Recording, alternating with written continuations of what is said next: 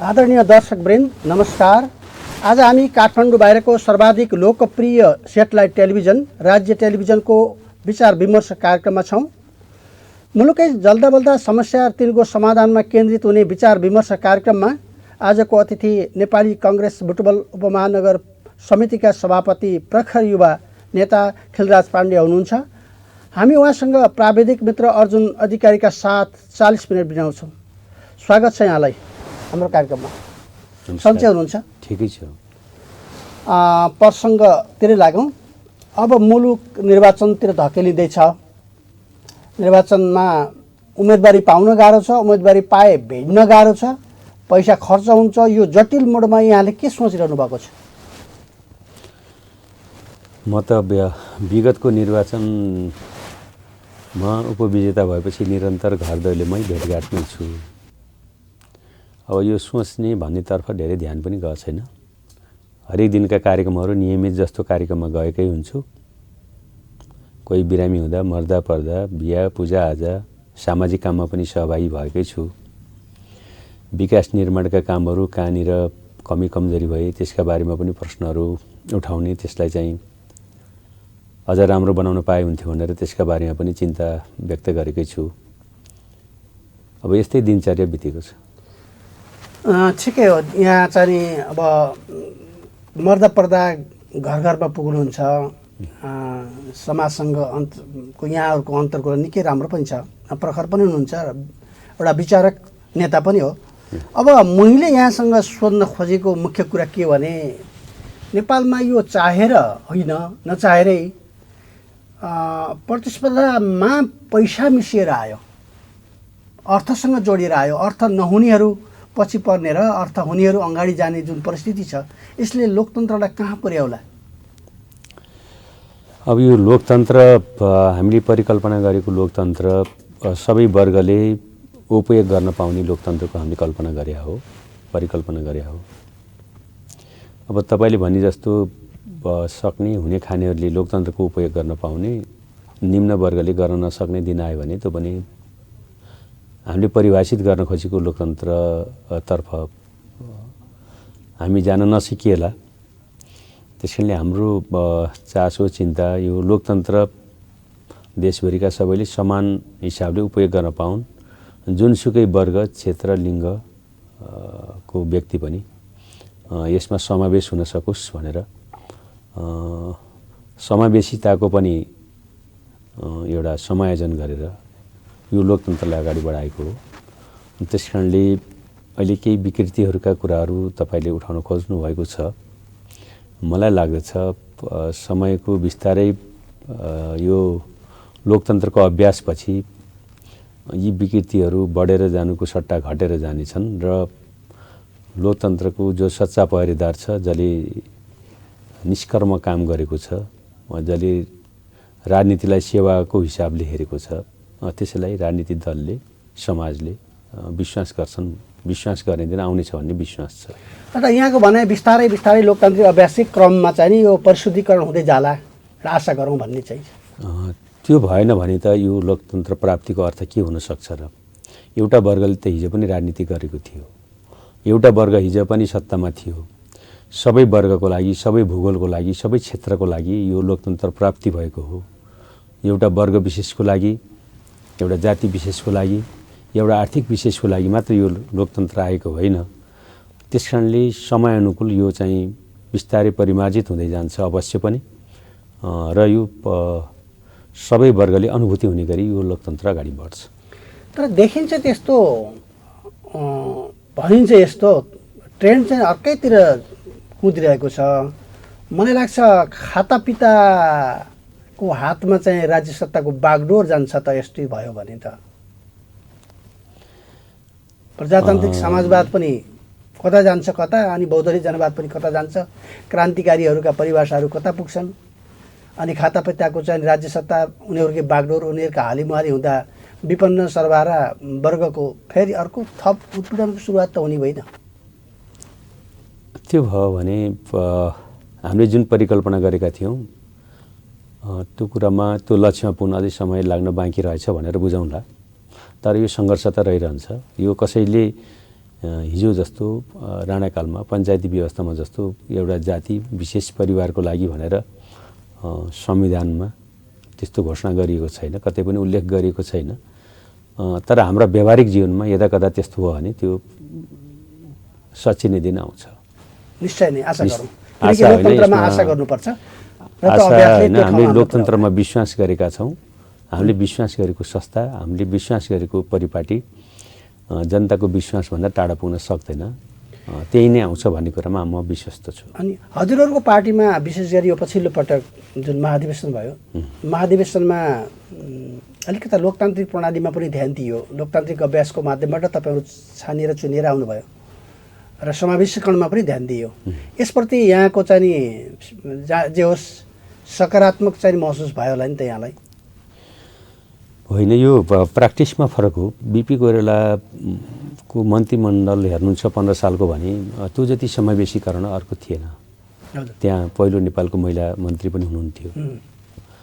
सबै जाति समुदायलाई समेटिएको थियो, सबै भूगोललाई समेटिएको थियो, मधेस पहाड हिमाल सबै समेटिएको थियो।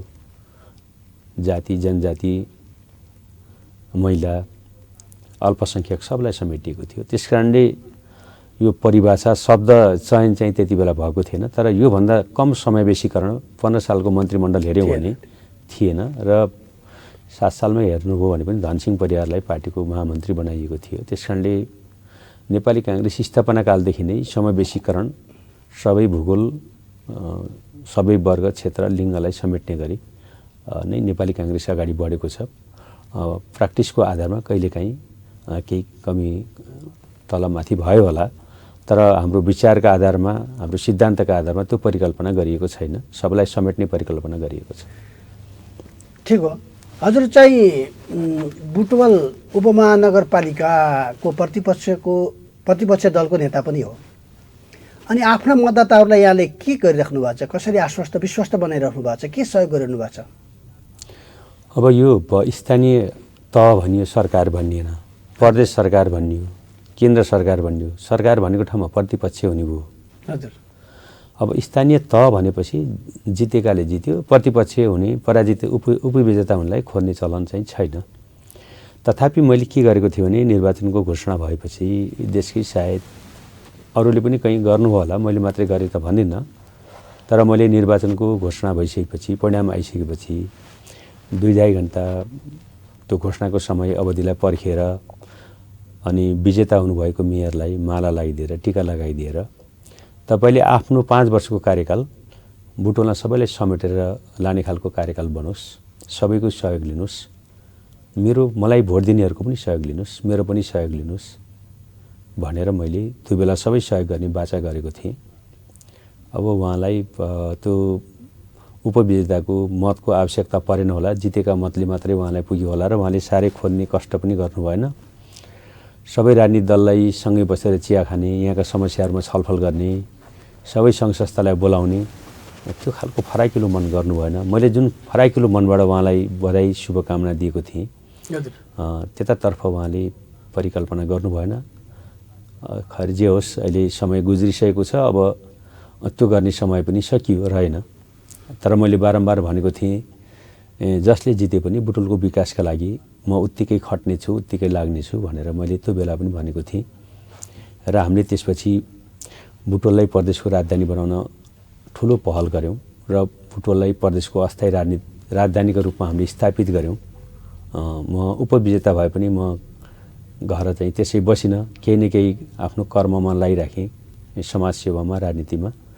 र बुटोललाई प्रदेशको राजधानी बनाएर अब हामी विश्वस्त थियौँ कि अब हामीले बुटोललाई प्रदेशको अस्थायी राजधानी बनायौँ, अब यो पक्कै पनि थाहै हुन्छ भन्ने कुरामा विश्वस्त थियौँ। तर दुर्भाग्य भनौँ, देशका 60वटा प्रदेशका अस्थायी राजधानीमध्ये 6वटा प्रदेशका अस्थायी राजधानीहरू त्यही नै थाहै भए र बुटोल मात्र यस्तो दुर्भाग्य भयो जहाँ हामीलाई प्राकृतिक बनोटले, सिमानाको नाकाको कारणले, अन्तर्राष्ट्रिय एयरपोर्टका कारणले, गौतम बुद्धको जन्मस्थलको कारणले, यहाँका सबै भौतिक निर्माण जुन योजनाहरू छन्, भवनहरू, ती सबै आवश्यकताहरू यहाँ पुरा भएका कारणले बुटोल नै प्रदेशको राजधानी बन्छ भन्ने हामीलाई लागेको थियो। त्यो बन्न सकेन। अस्थायी राजधानीलाई सारेर अर्को ठाउँमा पुर्याइयो। यो कुरामा चाहिँ अलिक दुखित छु म।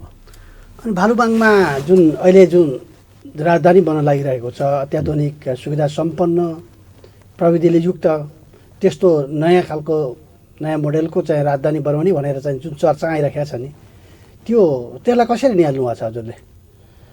होइन, त्यो चर्चा आउनु, मोडेल बन्नु सेकेन्डरी कुरा रह्यो, तर यहाँ त भइसकेको थियो।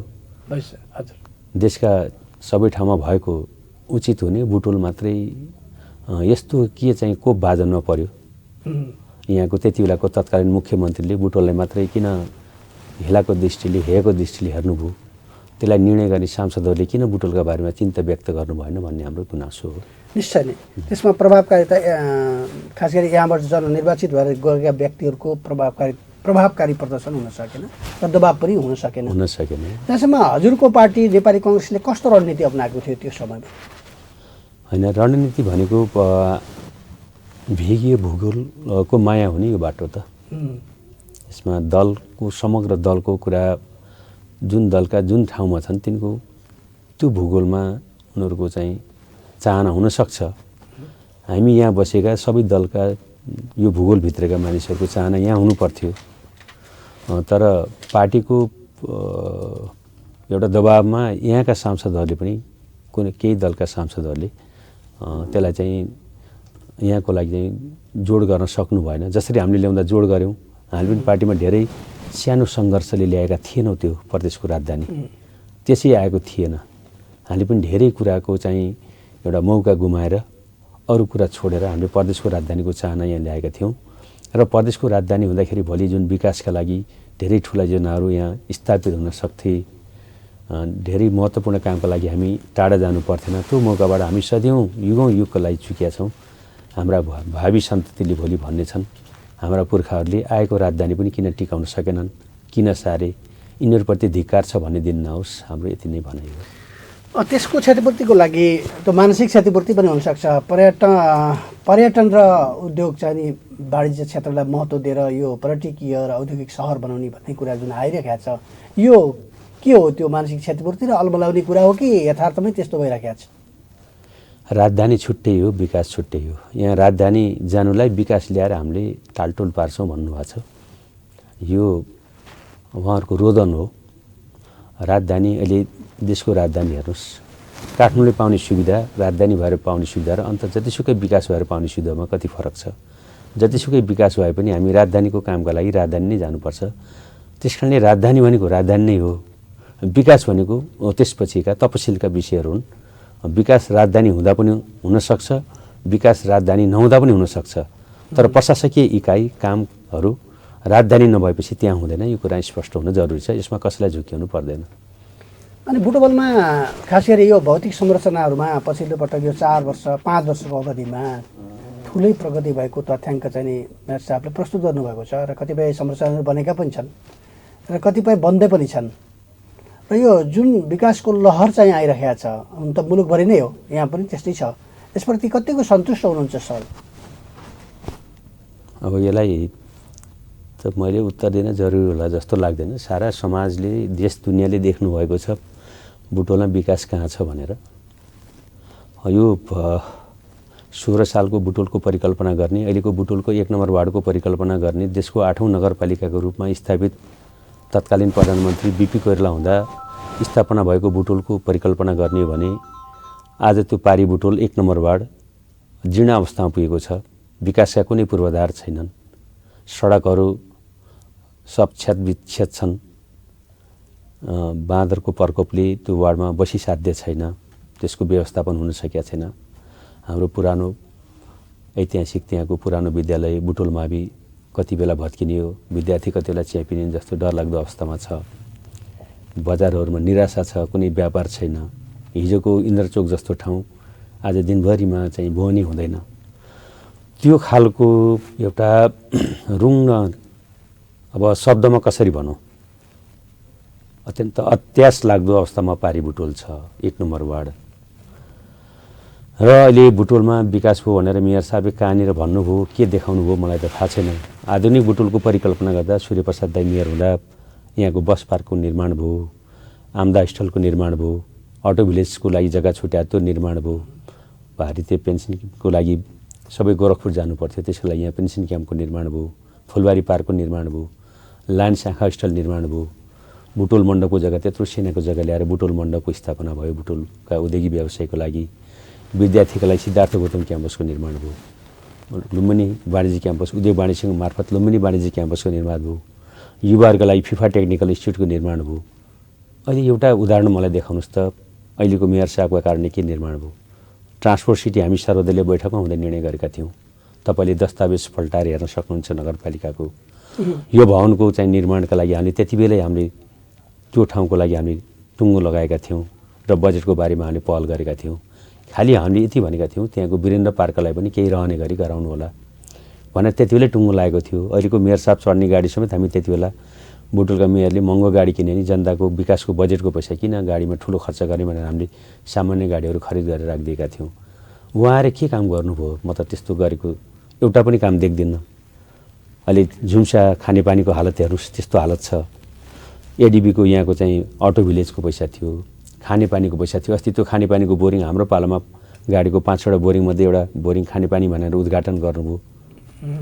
ल्यान्डफिलको नगरपालिकाको मूल व्यवस्थापन भनेको संसारमा नगरपालिकाहरू बनेको पहिलो कुरा सरसफाइका लागि फोहोर व्यवस्थापनको लागि हो। फोहोर व्यवस्थापनको लागि फोहोर प्रशोधन केन्द्र कहीँ बन्न सकेन। अब के बन्यो भनेर चाहिँ यहाँको मेयरले भन्नुभयो। कमसेकम कुनै एक दुईवटा उहाँले भनेका कुराहरू जानकारी भयो भने मैले यहाँको मेयरले यो गर्नुभएको रहेछ मलाई पनि जानकारी भयो भनेर भन्नेछु। मेरो नजरमा, मेरो दिमागमा, मेरो अनुभवमा, मैले बुझेका आधारमा यहाँको मेयरले गर्नुभएको 5 वर्षमा एउटा पनि कुनै काम देखिने गरी छैन, जनताले बुझ्ने गरी छैन। हिजो कर्मचारीहरूले चलाउँदा निर्वाचन अगाडि जुन तहमा यहाँको विकास भएको थियो त्योभन्दा एक कदम पनि अगाडि बढेको छैन। सामान्य कर्मचारीले बिहान साँझ गर्ने कामभन्दा बढी उहाँले गर्नुभएको छैन। मेयर साहबलाई धन्यवाद दिन, बधाई दिनुभन्दा त त्यहाँकै कर्मचारीलाई धन्यवाद र बधाई दिए हुन्छ। उहाँले बरु आफ्नो कार्यकालमा देशकै उत्कृष्ट नगरपालिका भनेर 3 पटक 4 पटक 5 पटकसम्म पुरस्कारहरू पाउनुभएको थियो। त्यो अवस्था पनि रहेन। त्यस कारणले मेयर साहबलाई त यो कार्यक्रम मार्फत मैले उहाँलाई स्याबासी दिन मिल्ने, धन्यवाद दिन मिल्ने एउटा पनि कुरा भएन। उहाँले 5 वर्ष पुरा गर्नुभयो, भत्ता खानुभयो, घुमफिर गर्नुभयो होला, कुर्सीमा बस्नु होला, यति मात्रै हो। जहाँसम्म त्यो शून्यतामै हेर्नु त अलिकति मिल्दैन होला। केही त पक्कै पनि भएको छन्, बाटाघाटाहरू, कल्भर्टहरू, पुलपुलेसाहरू जस्तो जितगढीकै भव्य संरचना बनिरहेको छ। ढुवानी सेवाको कुरा पनि चाहिँ आफै तपाईँले भन्नुभयो होइन। त्यसपछि कृषि सामग्री सङ्कलन केन्द्रहरू लगायतका कतिपय चाहिँ संरचनाहरू त बनिरहेका छन् र पुराना संरचनाहरूमा थपिएको छ। बाटाघाटाहरू एउटा वडामा तपाईँको 3-4 किलोमिटर बाटो पक्की पिच भइरहेका छ। कलबाट त्यति सङ्ख्यामा बनिरहेका छन्। अब बुटोलमा पिचकै समस्या हेर्ने हो भने अत्याधिक धेरै ठुलो सङ्ख्यामा बाटाहरू पिच भइसकेका छन् र 2-4 वर्षमा अब त्यो चाहिँ पुरा हुने लक्ष्यमा पुगिसकेका छन्। यो अवस्थामा शून्यमा हेर्न मिल्न र? अब मैले दुईवटा व्याख्या गरेँ नि। यो निरन्तरता भन्ने कुरो कर्मचारी साथीहरूले नै दिनुभएको छ। हिजो पनि दिनुभएको थियो। जति बेला निर्वाचन भएको थिएन त्यो निरन्तरता, बाटो पिच रोकिएकै थिएन, बाटोको मर्मत काम रोकिएकै थिएन, सानोतिनो योजना कल्भर्ट सडक नालीहरू बन्ने, बिजुली पोल बनेकै थिए। राजनीतिक नेतृत्वले राजनीतिक क्षमताका आधारमा निर्णय लिने हो। राजनीतिक क्षमताका आधारमा निर्णय लिएर नयाँ भएको काम के छ? आज ज्योति नगर पहिरो जहीँ कति छ, त्यहाँबाट 3.5 शिखर विस्थापित भएर कहाँ जाने भन्ने अवस्थामा छन्। त्यसको राजनीतिक टुङ्गो लागेको छैन। राजमार्ग चौरादेखि लिएर चिडियाखोलाको सडकले गर्दा बुटोल व्यवसायी विस्थापित भइसके। यो हालत छ। नगरपालिकाले त्यहाँ आफूले पानी छर्ने त्यो धुलोलाई अलिकति कम गर्न सक्थ्यो। डेलिगेसन सबै दललाई डेलिगेसन गरेर त्यसको ठेकदारले टाइममा काम गरे कि गरेन, सडकले टाइममा गरे कि गरेन, त्यसको अनुगमन गर्न सक्थ्यो।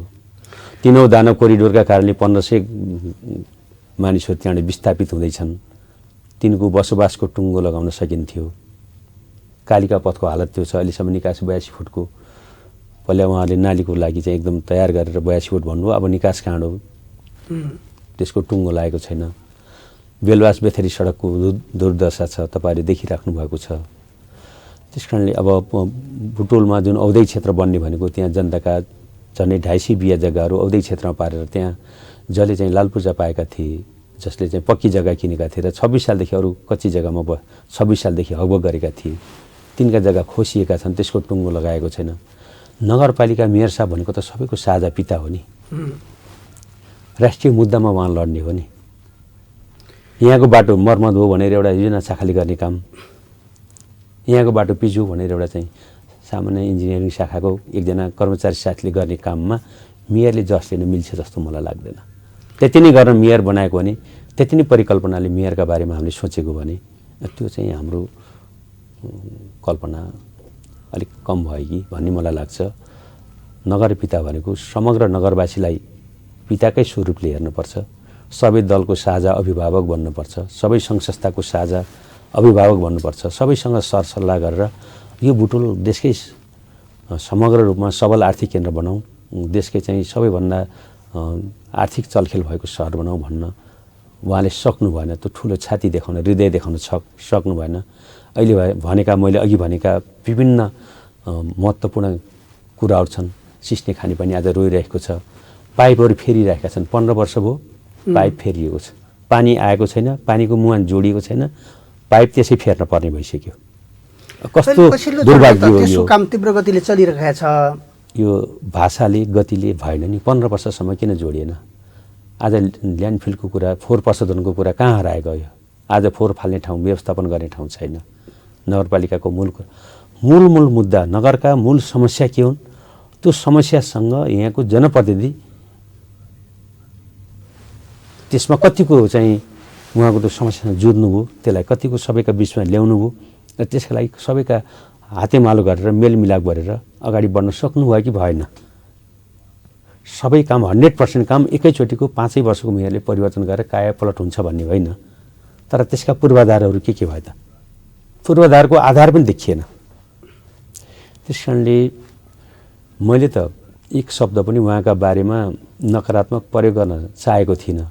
मैले 5 वर्ष कुनै दिन पनि गएर विरोध गर्ने, डेलिगेसन जाने, अनावश्यक कुरा गर्ने, गर्दा पनि गरेन। उहाँहरूले भए रेलिङ भाँच्नुहुन्थ्यो होला, सडकमा टायर बाल्नुहुन्थ्यो होला, हामीले त्यो गरेनौँ।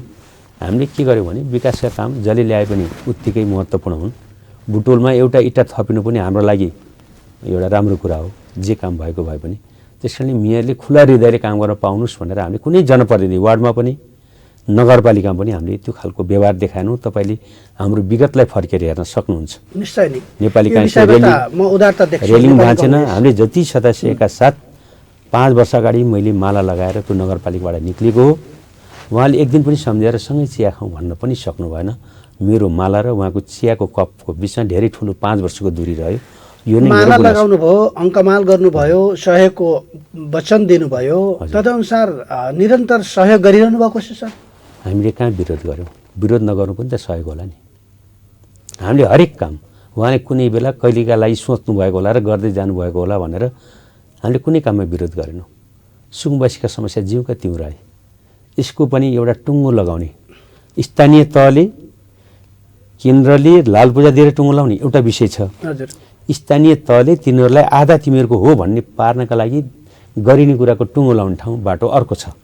मैले त्यसको उपाय पनि भनेको थिएँ। सुकुम्बासी र अवस्थितको नाममा सधैँ राजनीति नगरौँ।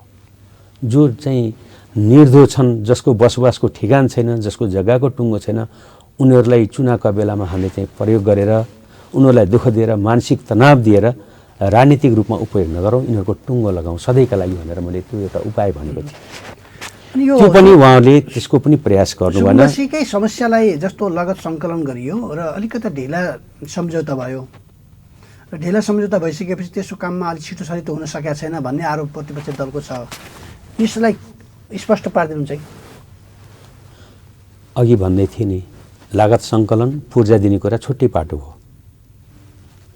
तर यसको चाहिँ आधा आधी काम नगरपालिकाले अर्कै विधिबाट गर्न सक्थ्यो। केहीले गरेका छन् अरू नगरपालिकामा, यो गर्न चाहनु भएन। यहाँहरूले त्यो कामलाई आफ्नै सरकार आएको बेलामा द्रुत गतिले चाहिँ नि अगाडि बढाउने र लाल पूर्जा वितरण गर्ने काम गरिदिए हुन्थ्यो नि त।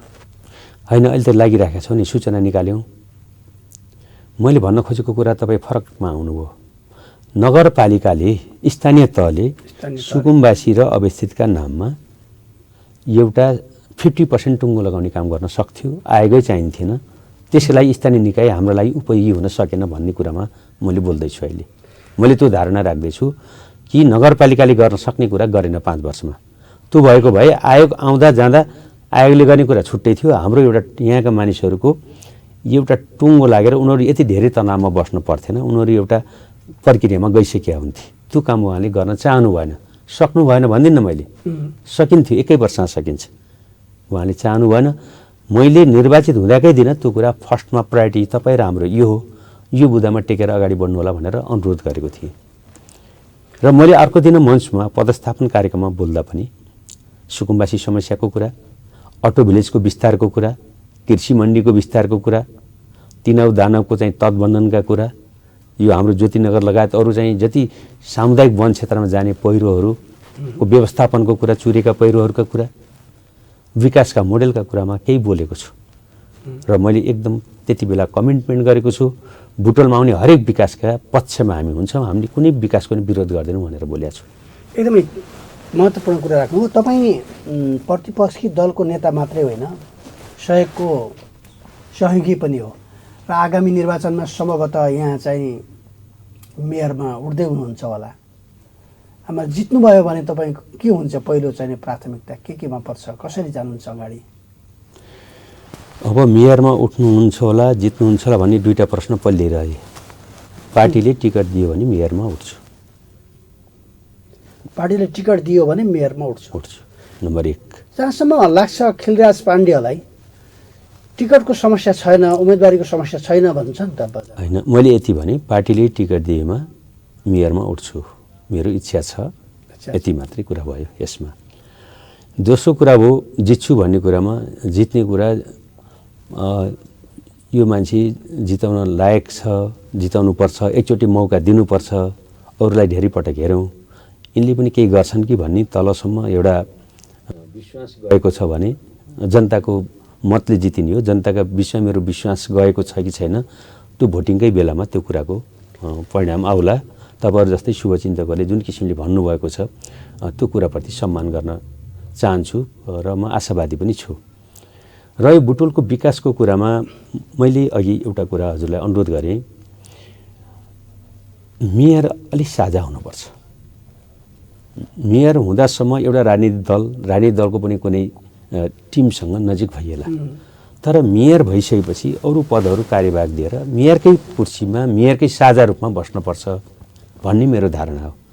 मेयर भएपछि आफ्नो पार्टीको कुनै कार्यकर्ता आउँदा उसलाई एकदम खुसी लाग्ने, अरू सामान्य जनता आउँदा अर्को पार्टीको आउँदा दुःख लाग्ने गरी कुर्सीमा बस्नु उचित हुँदैन। त्यसकारणले मेयर भनेको त्यहाँको पिता समान हो।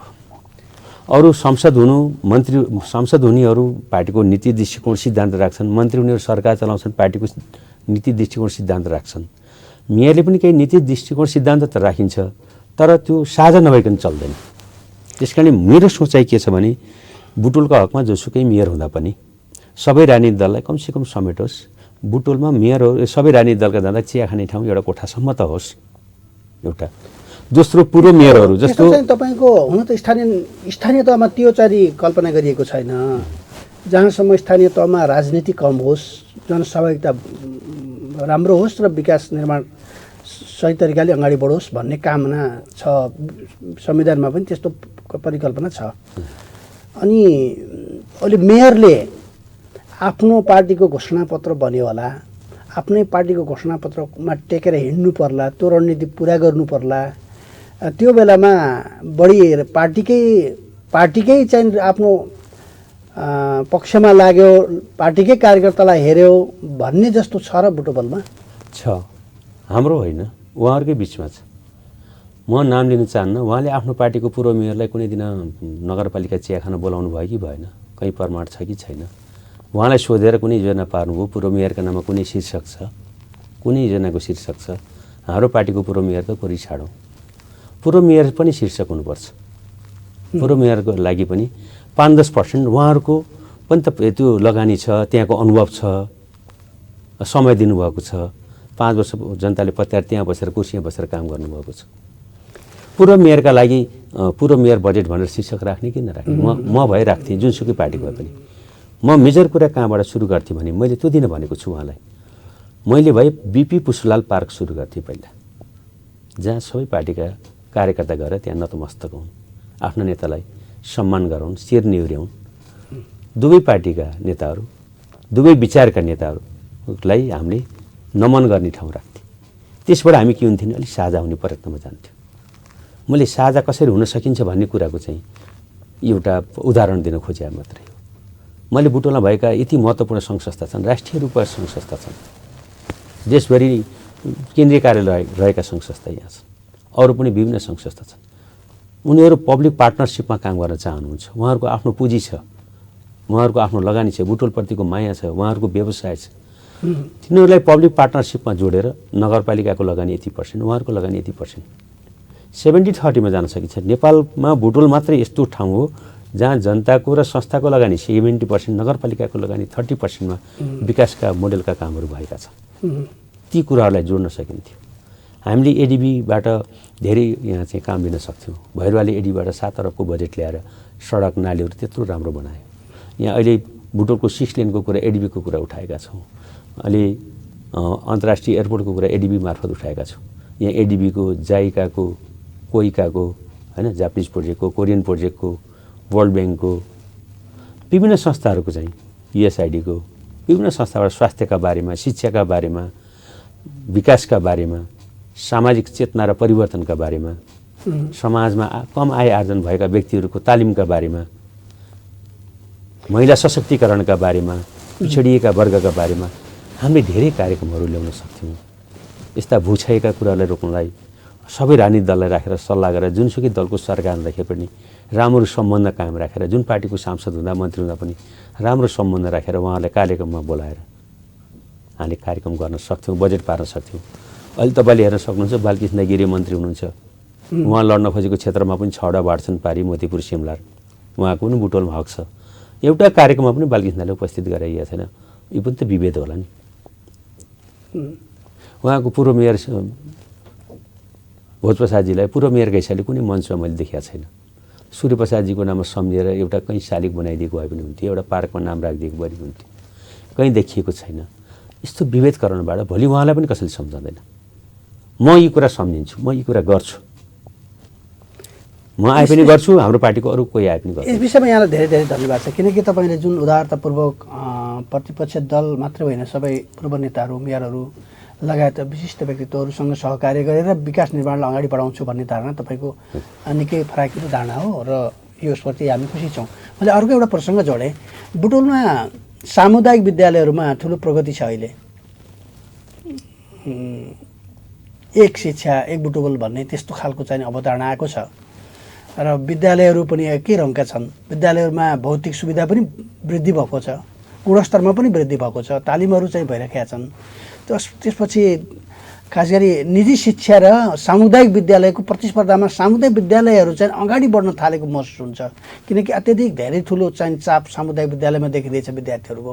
यसलाई सकारात्मक रूपमा हेर्नु मिल्दैन र? मैले अघि भने नि, सामुदायिक क्याम्पसको हामीले अवधारणा पहिला ल्यायौँ। सूर्यप्रसाद दाईले आफ्नो व्यक्तिगत कलेजहरू खोल्न सक्नुहुन्थ्यो, तर उहाँले सामुदायिक क्याम्पस सिद्धार्थ गौतम क्याम्पस ल्याउनुभयो। उद्योग वाणिज्य सङ्घ जस्तो व्यावसायिक संस्थाले सामुदायिक क्याम्पस, लुम्बिनी वाणिज्य क्याम्पस ल्यायो। त्यो संस्थाले बुटोल बहुमुखी क्याम्पसमा विज्ञान भवन निर्माण गर्यो। उद्योग वाणिज्य सङ्घका व्यक्तिहरू मिलेर राम्रो बोर्डिङ कलेज खोल्न नि सक्नुहुन्थ्यो।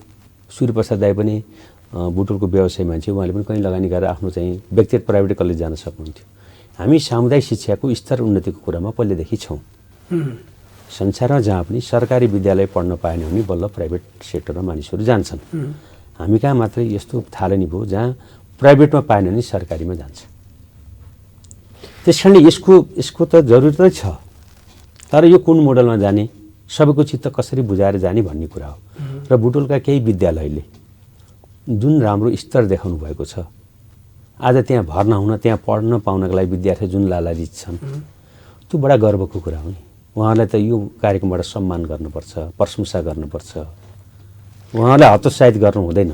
निजीकरणले यसैका लागि हामीले पहिला कदरबहादुर रायमाझी स्कुललाई पनि हामीले प्रोटेक्सन गऱ्यौँ, कान्ति माविलाई पनि प्रोटेक्सन गऱ्यौँ, कालिका माविले यत्रो फड्को मार्यो। बुटोलले गरेका छन् नि, अरू विद्यालयका नामहरू पनि जोड्न पर्ने अवस्था आउँछ। त्यही हिजो सिद्धेश्वरी स्कुलमा कस्तो थियो, आज कति परिवर्तन भइराखेको छ। आज नयाँ गाउँ माविको त्यत्रो चहल पहल छ। सरकारी विद्यालय पढ्नुपर्छ भन्ने मानसिकता पाहाडका दूरदराजका गाउँबाट मलाई फोन गरेर मलाई फल्ना विद्यालय सरकारी विद्यालय भर्ना गरिदिनुहोस् भनेर प्रेसर आउँछ, मलाई फल्ना बोर्डिङ भर्ना गरिदिनुहोस् भनेर प्रेसर आउन कम भएको छ।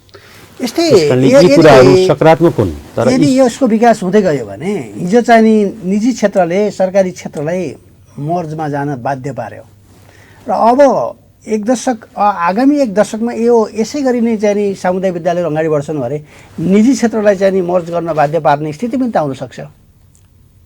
कसरी जानुहुन्छ त्यो सेकेन्ड कुरा रह्यो। निजी क्षेत्र तपाईँहरू कसरी लैजान सक्नुहुन्छ? निजी क्षेत्रको हकमा एउटा स्थानीय तहले एउटा विधि बनाउँदैमा मर्जको कुरा होइन, यो राष्ट्रको कुरा हो। तर हामीले बुटोलका हकमा नमुना देखाउन सक्छौँ, बुटोलका हकमा नमुना प्रस्तुत गर्न सक्छौँ। निजी क्षेत्र र सरकारी क्षेत्रको कम्पिटिसन गराएर बुटोललाई देशकै सबैभन्दा शिक्षाका लागि उपयुक्त क्षेत्रका रूपमा निर्माण गर्न सक्छौँ नि। निजी क्षेत्र पनि अब फिस मात्रै लिएर सम्भव छैन। यसका लागि अब सरकारी विद्यालयहरू अगाडि आइसके हामीले अब अलिक अझै फड्को मार्नुपर्छ। हामीले अझै चाहिँ यसलाई कम्पिटिसनका रूपमा लानलाई धेरै मेहनत गर्नुपर्छ भनेर निजी क्षेत्र पनि एग्रेसिभ भएर अगाडि बढ्ने। सरकारी क्षेत्रले पनि अब फेरि निजी क्षेत्रले हामीले त अलिअलि बनाएर ल्याएको थियौँ, फेरि निजी क्षेत्र अगाडि बढ्न लाग्यो भने फेरि आफूले प्रगति गर्नलाई विभिन्न बाटोहरू खोज्ने। सकारात्मक सोचहरू दुवैतिर बढ्दै गयो भने दुवैको प्रतिस्पर्धाले बुटोल देशको सबैभन्दा शिक्षाका लागि उपयुक्त थलो पनि हुनसक्छ। जसरी व्यापारका लागि उपयुक्त थलो छ, यातायातका लागि उपयुक्त क्षेत्र छ होइन, त्यसै गरी शिक्षाका लागि पनि सबैभन्दा महत्त्वपूर्ण क्षेत्र बुटोल हुनसक्छ। मर्ज पनि एउटा उपाय हो, प्रतिस्पर्धा पनि एउटा उपाय हो। मर्ज राम्रो उपाय हो कि प्रतिस्पर्धा महत्त्वपूर्ण उपाय हो, यसका बारेमा त छलफल हुनु पर्यो। त्यस कारणले ती कुरामा विज्ञहरूसँग बसेर कमजोर हुँदा शक्ति आर्जन गर्न मर्ज हुने र चाहिँ नि आफू शक्तिशाली हुँदा अरूलाई चाहिँ नि मर्ज गर्न बाध्य पार्ने, यो त प्रतिस्पर्धाकै कारणले होला। जहाँसम्म मैले खालि यसमा यति भन्न चाहेँ, यसमा राजनीतिक गन्ध नमिसियोस्। यसलाई कसैले जस र अबजसको भागी र साक्षी नबनाइकन शिक्षामा एकदम स्वच्छ मनले हामीले बुटोललाई शिक्षाको प्रमुख थलो बनाउन सकौँ भनेर हामी लाग्यो भने शिक्षाका कारणले अहिले नयाँ बुटोल, आधुनिक बुटोल, हिजो जुन पहिचानको अर्को बुटोल थियो, शिक्षाका कारणले अर्को बुटोल भइसकेको छ। त्यसैले यसमा हामी गर्व गर्ने ठाउँ छ। यसमा जहाँ बसेर लाग्नु भएको छ उहाँहरूलाई सम्मान गर्नुपर्छ र उहाँहरूलाई प्रतिस्पर्धाका नाममा हिलो छ्याप्न पनि हुँदैन र उहाँले जति योगदान गर्नुभएको छ त्यसलाई सम्मान गरेर अगाडि बढ्नुपर्छ। म थोरै प्रसङ्ग, अब हाम्रो समय चाहिँ समाप्त हुन लागिसकेको छ, एउटा प्रश्न गर्छु। हाम्रो प्रदेश हस्पिटल बनिराखेको छ, अब राज्यको ठुलो लगानीमा चाहिँ बनिरहेको गर्विलो योजना पनि हो, राष्ट्रिय स्तरको योजना पनि हो, जसको सञ्चालनमा एउटा आश्चर्य के छ भने त्यहाँको निजी क्षेत्रका डाक्टरहरू त्यहाँ कार्यरत हुनुहुन्छ, त्यहाँका उपकरणहरू छिटो छरिटो भाँचिन्छन्, बिग्रन्छन्, अनि त्यहाँ चाहिँ नि राम्रोसँग चाहिँ नि उपचार पनि हुँदैन। कसैलाई शल्यक्रिया गर्नु पर्यो भने 4-5 महिनाको डेट दिने ताकि त्यो मानिस छिटै निजी क्षेत्रमा जाओस्। यस्तो रणनीति अपनाउने, यस्तो खालको खेल भइरहेको छ त्यो प्रदेश हस्पिटलमा। त्यसलाई रोक्न कसरी सक्नुहुन्छ यहाँहरूले? एउटा नजिर छ यसमा। हामीले 5-6 वर्ष अगाडि सबै राजनीतिक दलका नगर स्तरीय नेताहरूले बाहिर क्लिनिकमा चेकअप नगर्ने, हस्पिटलमा चेकअप गर्ने भनेर हामीले एउटा निर्णय गर्यौँ नगरपालिकामा बसेर। यो बडा महत्त्वपूर्ण निर्णय छ हेर्नुहोस्। र त्यो बेलामा हामीले प्रयत्न गऱ्यौँ त्यहाँ सबै चेकअप होस् र बाहिर निस्कन नपरोस् भनेर। त्यति बेला पनि हामी पुरै यो विषय लागू गर्न सकेनौँ, सबै दल मिल्दा पनि। मैले स्वीकारेपछि सजिलो हुन्छ, कुनै कुरालाई पनि मिलाउने बङ्ग्याउने भन्दा जे छ त्यही बोलिदिएपछि सजिलो हुन्छ। र त्यो भइसकेपछि हामीले त्यहाँ चेकअप गर्न गएर त्यहीँभित्रै टुङ्गिने उपाय के हो भनेर बारम्बार छलफल गऱ्यौँ। र स्थानीय तहको निर्वाचन, प्रदेशको सङ्घको निर्वाचन भयो, त्यसपछि त्यहाँ पोलिटिकल नियुक्तिहरू भए। अनि यसपछि हामीले केही कुराहरू डेलिगेसन जाने, त्यसका बारेमा आफ्ना रायहरू, आफ्ना विचारहरू प्रकट गरौँला भन्दा भन्दै कोभिडका कारणले ज्यान जोगाउन पाए हुन्थ्यो। अब चेकअपको कुरा त टाढा गयो। त्यो प्रकोपमा हामी फस्यौँ 2-2.5 वर्ष यस्तै गरी। बित्यो र अहिले पनि हामीले भनिरहेका छौँ कि एउटा काउन्टरबाट पसेपछि पूर्ण चेकअप भएर सबैको सुविधा नपाइकन बाहिर निस्कन नपर्ने गरी तपाईँहरू यो विधि टुङ्ग्याउनुहोस्। हामी पनि यसमा परेशान छौँ र हामीले बारम्बार भनेको छौँ, बाहिर एउटा क्लिनिकमा गयो नि एउटा टेबलबाट त्यहाँसम्म पुग्दा सबै कुरा टुङ्गिन्छ। हस्पिटलमा एउटा चेकअप गर्यो त्यो 12 अर्को पर्दैन, अर्को 12 पर्छ। लिभरको शल्यक्रिया गर्नको लागि 8 महिनासम्म चाहिँ नि म्याद राखेको छ। अनि यसका लागि हामीले कुरा उठाउँदा अपरेसन कक्षहरू कम भएका प्राविधिक कुराहरू हामीलाई सुनाइयो। अब अहिले 40वटा नयाँ बेडहरू आधुनिक भवन थपिएको छ। आशा राखौँ सुधार होला। भएन भने हामी एउटा दल मात्र होइन सबै राजनीतिक दल यसमा डेलिगेसन जान्छौँ, दबाब दिन्छौँ। त्यहाँको आन्तरिक यस्ता प्राविधिक समस्याहरू छन् भने त्यसलाई बाहिर ल्याउँछौँ। कसैको नियत त्यस्तो छ भने समस्याले त्यस्तो भएको छ नि सुधार्ने लाग्छौँ, नियत त्यस्तो छ भने त्यसलाई बाहिर ल्याउँछौँ। यो कुरामा हामी अवश्य पनि लाग्छौँ। अब अन्तिममै छौँ, केही भन्नु छ कि केही छुटपुट सरलाई? अब आदरणीय ऋषि दाइ तपाईँले सम्झिनुभयो, यो चाहिँ बुटोलको अत्यन्त